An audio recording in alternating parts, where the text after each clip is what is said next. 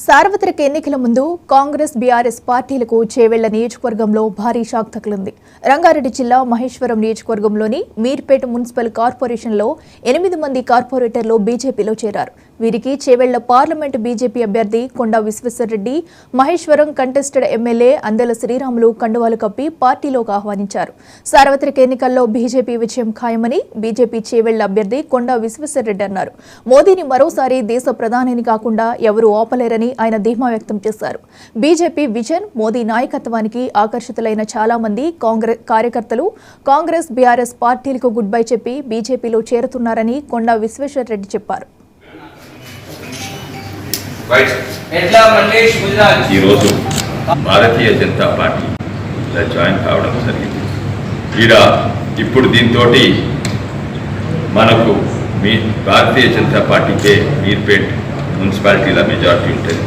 అది చేవెళ్ల పార్లమెంట్లో అన్నింటిలో పెద్ద మున్సిపాలిటీ, దాదాపు 1,00,000 ఓట్లు ఉంటాయి.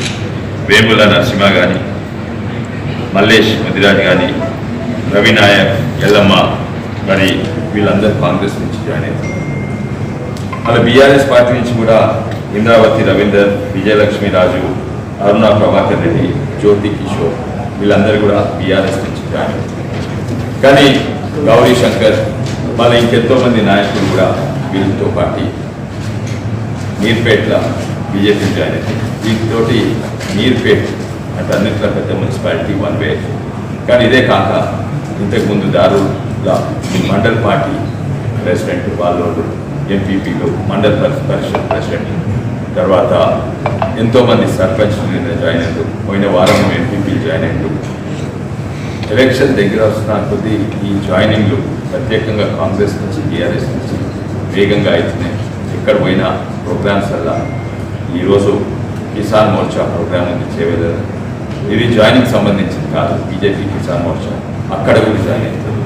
పాత ప్రభుత్వం విధానంగానే నడుస్తున్నాయి. మోరీల ప్రాబ్లం, ఆడ చెరువు కుంటల ప్రాబ్లము, దోమల ప్రాబ్లం, నీళ్లు తాగునీళ్ళ ప్రాబ్లం, రోడ్ల ప్రాబ్లం, ఇవన్నీ కూడా ఎట్లున్నాయో అట్లే ఉన్నాయి. అదే కాక ముఖ్యమని అవుతారంటే రాష్ట్రం ఇవాళ తీసింది, వీటికి వాళ్ళు పైసలు నిధులు కేటాయించగలగరు అని అర్థమవుతుంది. దీని కొరకు